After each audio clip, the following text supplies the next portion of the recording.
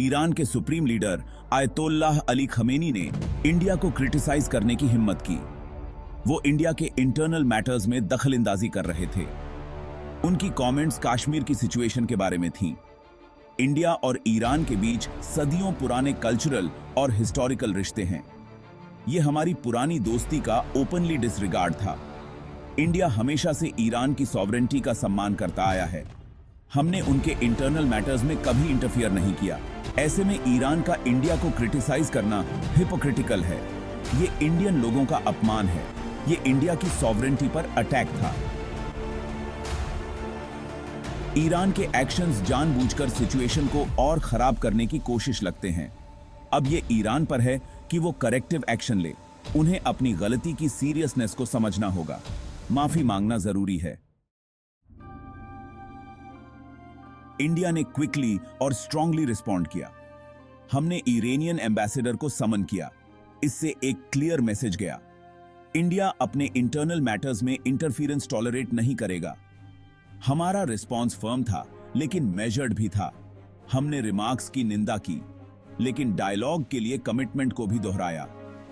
यह कमजोरी नहीं, स्ट्रेंथ की निशानी है। इंडिया एक मैच्योर डेमोक्रेसी है।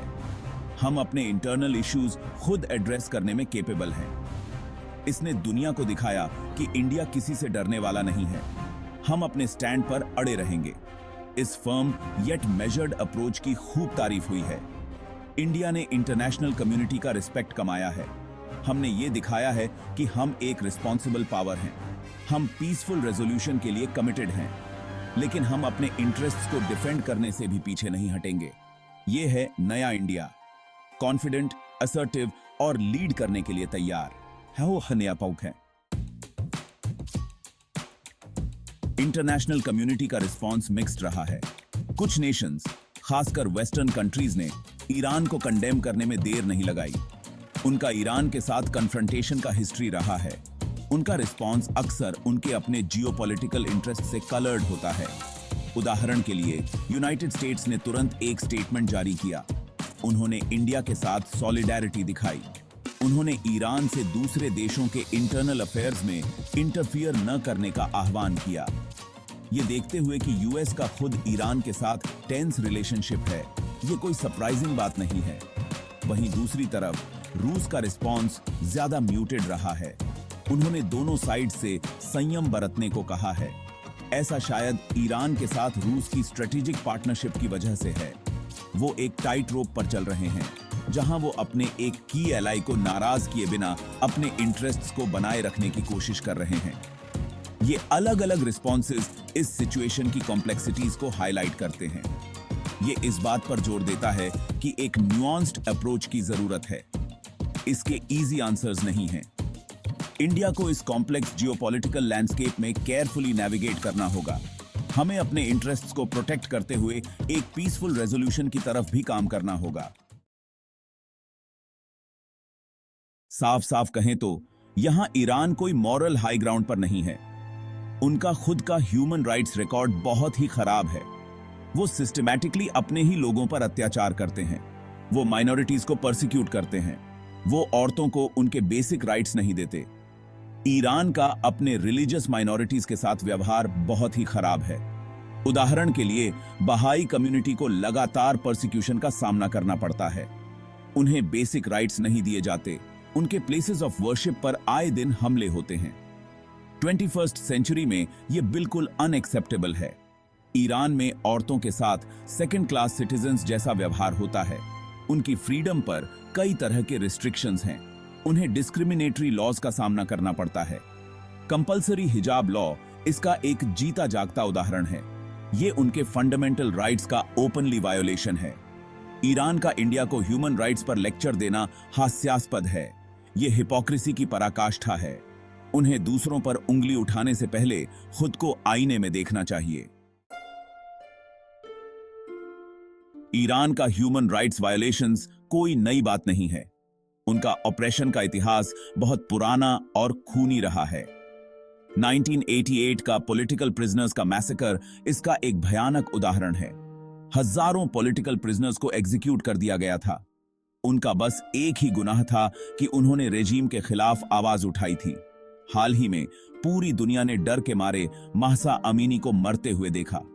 उनका बस यही गुनाह था कि उन्होंने अलेजिडली अपना हिजाब प्रॉपरली नहीं पहना था। उनकी मौत के बाद देश भर में प्रोटेस्ट्स हुए। इरानियन रेजीम ने इसका जवाब ब्रूट फोर्स से दिया। इससे उनकी क्रूरता और ज्यादा उजागर हुई।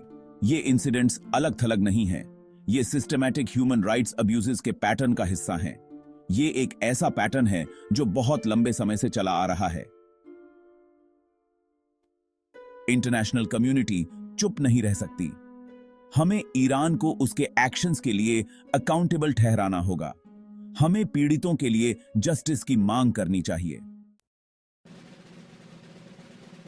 ईरान में बना चाबाहार पोर्ट इंडिया के लिए एक की स्ट्रेटेजिक एसेट है। यह हमें सेंट्रल एशिया तक डायरेक्ट एक्सेस देता है। यह हमें पाकिस्तान को बाईपास करने की सुविधा देता है। ये इंडिया के इकोनॉमिक और स्ट्रेटेजिक इंटरेस्ट्स के लिए बहुत जरूरी है। ईरान के रीसेंट एक्शंस ने इस पोर्ट के फ्यूचर पर सवाल खड़े कर दिए हैं। कुछ लोगों का कहना है कि इंडिया को इसमें अपने इन्वॉल्वमेंट पर दोबारा विचार करना चाहिए।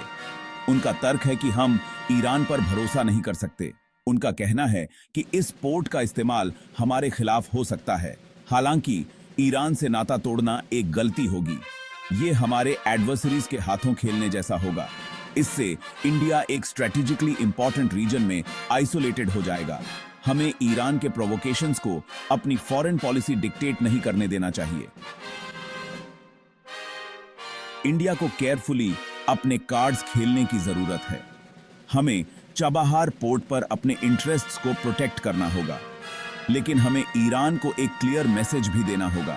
हम किसी के आगे नहीं झुकेंगे। हम अपने प्रिंसिपल्स पर कॉम्प्रोमाइज नहीं करेंगे। इंडिया के सामने एक डेलिकेट बैलेंसिंग एक्ट है। हमें ईरान के प्रोवोकेशंस के खिलाफ फर्मली खड़ा होना होगा, लेकिन हमें सिचुएशन को एस्केलेट करने से भी बचना होगा।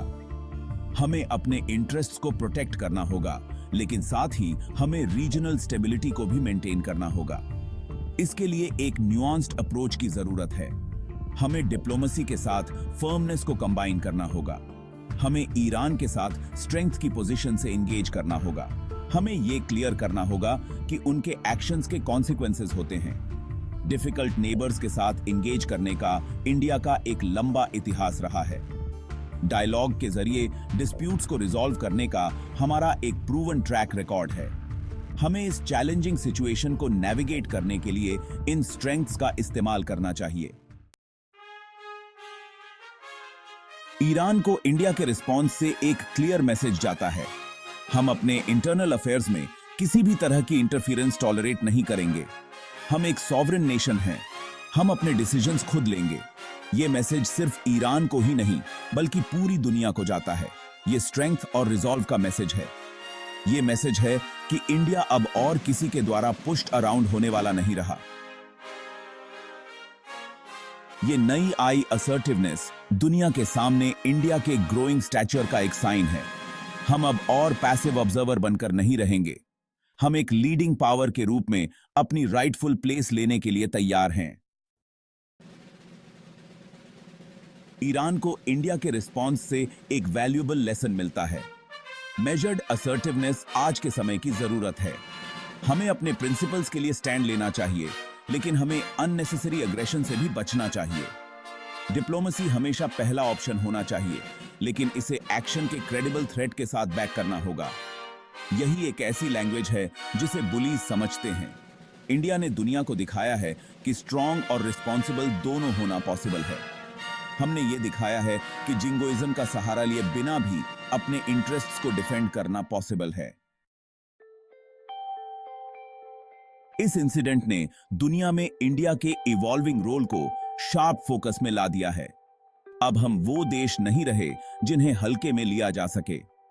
अब हम एक ऐसी ताकत बन चुके हैं जिसके साथ रेकन करना होगा। पूरी दुनिया देख रही है कि इंडिया इन चैलेंजेस का सामना कैसे करता है। हमारे एक्शंस के दूरगामी कॉन्सिक्वेंसेस होंगे। हमें इस ओकेजन पर खरा उतरना होगा। इंडिया 21st सेंचुरी को शेप देने में एक लीडिंग रोल निभाने के लिए तैयार है। हम एक रूल्स बेस्ड इंटरनेशनल ऑर्डर के लिए कमिटेड हैं। हम पीस और स्टेबिलिटी के लिए कमिटेड हैं, लेकिन हम अपने इंटरेस्ट्स को डिफेंड करने से भी पीछे नहीं हटेंगे। हम किसी से डरने वाले नहीं हैं। हम अपने स्टैंड पर डटे रहेंगे।